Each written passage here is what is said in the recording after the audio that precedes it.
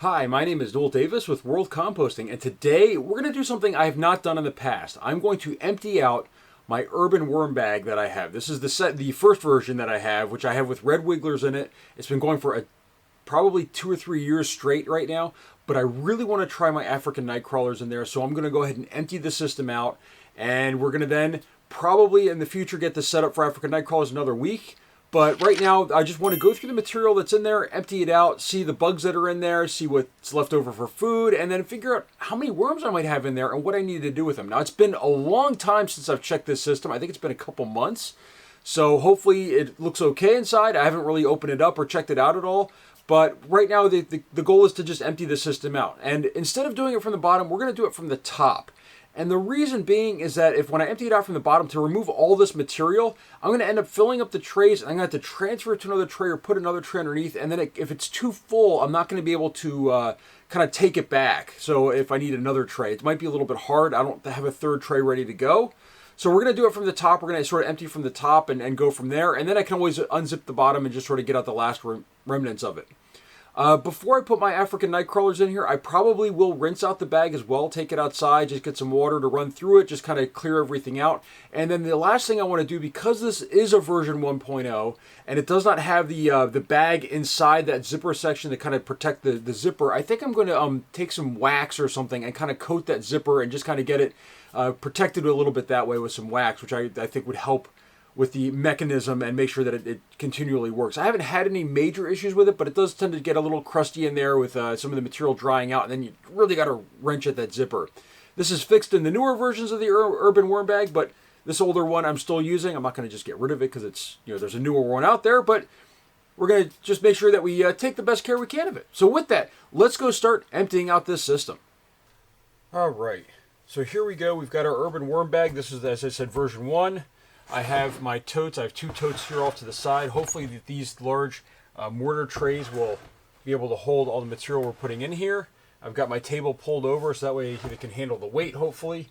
The date over here, I can't see the sticker now, but it says 1/19, and today is April 3rd. So it has been over 60 days since our last check on this system, and I haven't added any food or anything to it. But I do typically add a lot of food to this system. Now, with that, let's open this up. And remember, this is just going to be sort of a harvest of this system. Maybe take a little bit of a look at the material left over at the end here. But let's just take a look at this bin in general. So first off, let's open that up. It's fairly dry. It's been a while. As I said, you can see all of these. I don't know what these bugs are called. We always call them pill worms or something like that, or pill bugs. So with that, we're going to go ahead and remove our little fruit fly trap in here, which looks pretty good. It still looks like it has some room left in it, but I'm going to have to put that in one of these because there's a whole bunch of stuff on it stuck to the bottom. And this looks pretty dried out in here. So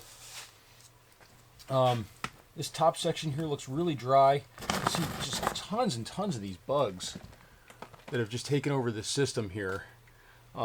This is a little bit drier than I would have liked it. I thought this would be a little bit more moist. We do have our shirts in here and some other clothing. This is all going to get added to a new system or put into a system in general. But right now, we're just going to go ahead and take all this out as quick as we can here. This stuff is all ripping apart, but we're going to go ahead and move this over.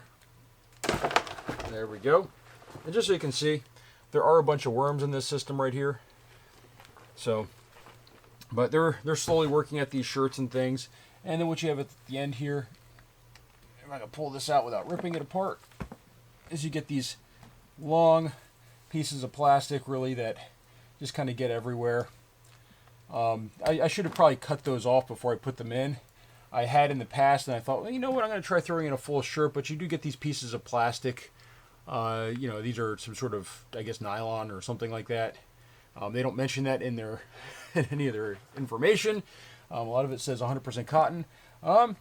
This is what's left of underwear that I guess sort of went through fully.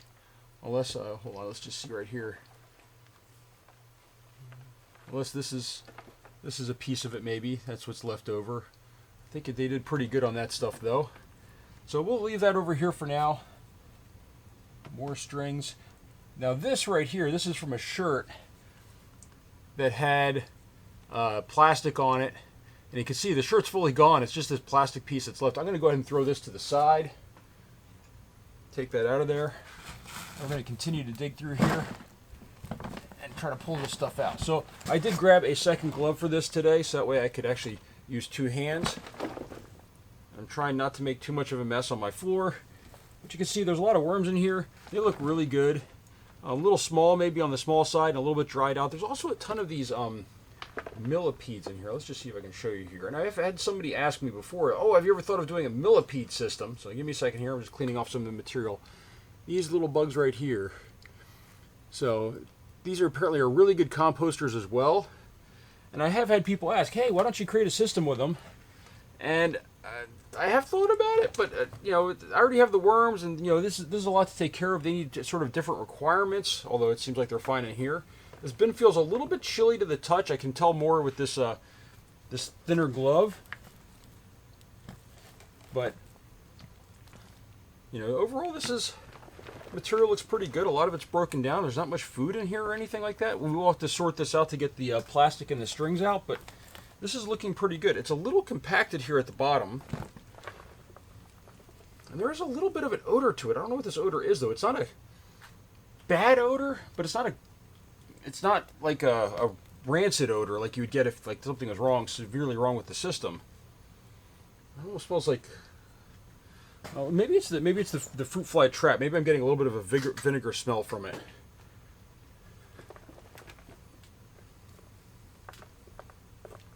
But so far this looks good. The material looks pretty good. The other reason why I'm also kind of emptying this out is this is becoming a breeding ground for these roly-poly type bugs. You can just see them crawling all over in here, especially in this corner right here. Let me see if I can pull some of these up here and show you. So you can see these bugs have sort of taken over a lot of the top of the system, and you know, I can feel them crawling all over my glove. But I kind of want to get rid of them. I don't know what kind of. They probably are just fine. They're composters, but I don't really want a whole bunch of them in my basement. And luckily, they're sort of contained to this system. But we're going to go ahead and hopefully keep them contained still as we go forward. But I'm just going to clean this out so that way we can keep moving forward with this system in a different way. But I'm not going to add this to any of my other worm bins. What I'm going to do is I'm going to make a separate worm bin, sort of clean these out, clear out the bugs, clear out the worms into a separate container, and hopefully sort of separate all this out. So right now what I just found over here, I've got a half avocado shell. Alright, so we're starting to fill up this first container here. It's maybe halfway, hard to tell. The shirts take up a lot of room. I think we're doing pretty good here in this system. I think we'll be able to get all this stuff out of here, no problem. I am breaking apart these clumps as I go, just that way we can make sure that it's not just some hard piece of plastic or anything like that. Alright, this is really, really compact at the bottom. This is one of the problems I do have with these bag systems, is that if you don't harvest them frequently, they do get sort of compacted, which can make them hard to harvest as well. Alright, so you can see right here, look at that. Look how compacted that is. I'm sure this is getting a little bit harder to see as we get deeper and deeper in here. So I'm adding some of these to the other bin here.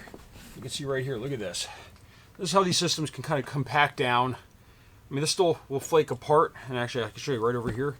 This still breaks apart, no problem, but it's a little bit too compacted though. I mean, that's going to make it where stuff can't survive in there. It can become anaerobic. Possibly because of how compacted it is, which means stuff doesn't break down. It's not breaking down properly, so it is something to be worried about in these systems, so you do have to take care.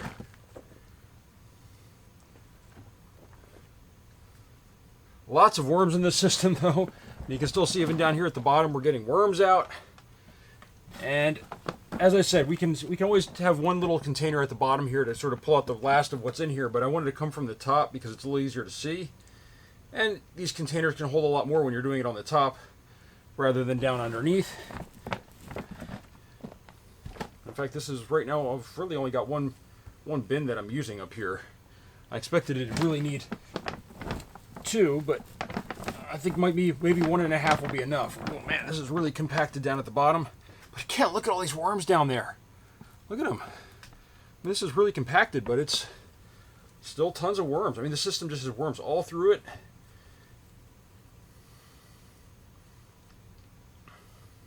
Trying to clear off my gloves. This stuff's a little bit more sticky at the bottom.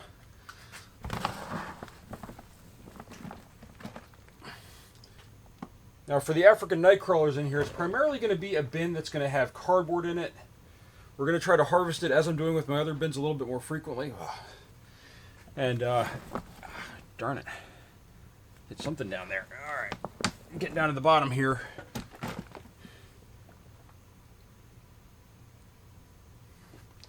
I hit something sharp over here.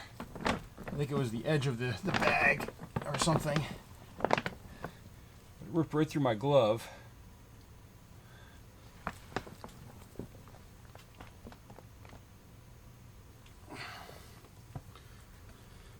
Now as we get down to the bottom, this is the other thing that I'm starting to find is some stuff that's really not composted at all. I think it was stuck sort of in here, but it never really broke down. Avocado shells, I know they take a while, but I really have been just sort of piling in this system and not digging up. So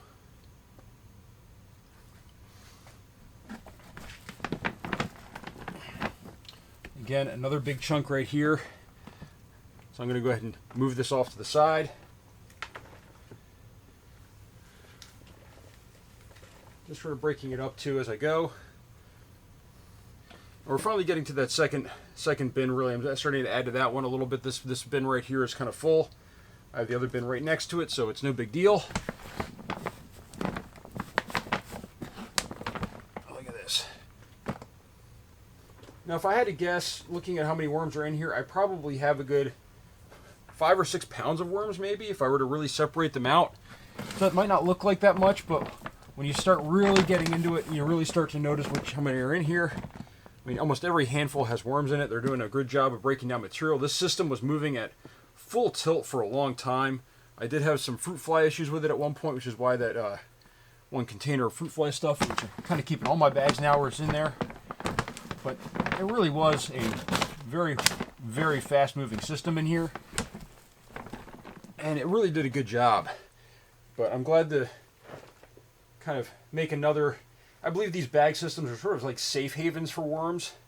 You know, so like I have one for Euros, I've got one for Reds, and I'm going to have one for African night crawlers. It's just going to make everything a little bit better, I think. As far as making sure that I don't lose them all. Although this will be a little bit harder to heat up during the winter. I'll have to figure that out. And what I'm going to do, we're into the zippered compartment here at the bottom. So we're just going to keep going here, keep emptying this out, and then we'll take a look at the look at all the stuff that we got out of this.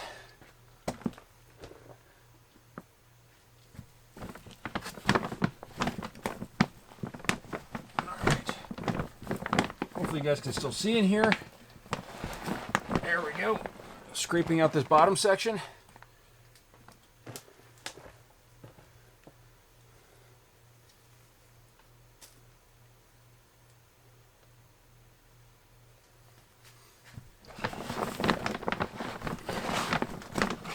We are definitely in the zippered compartment here.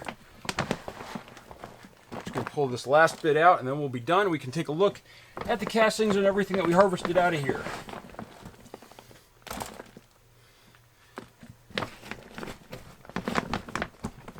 And this doesn't have to be perfect. I'm going to have to take this outside, wash it out with a hose, and once it warms up a little bit so I can turn on the hoses. It's a little chilly outside right now.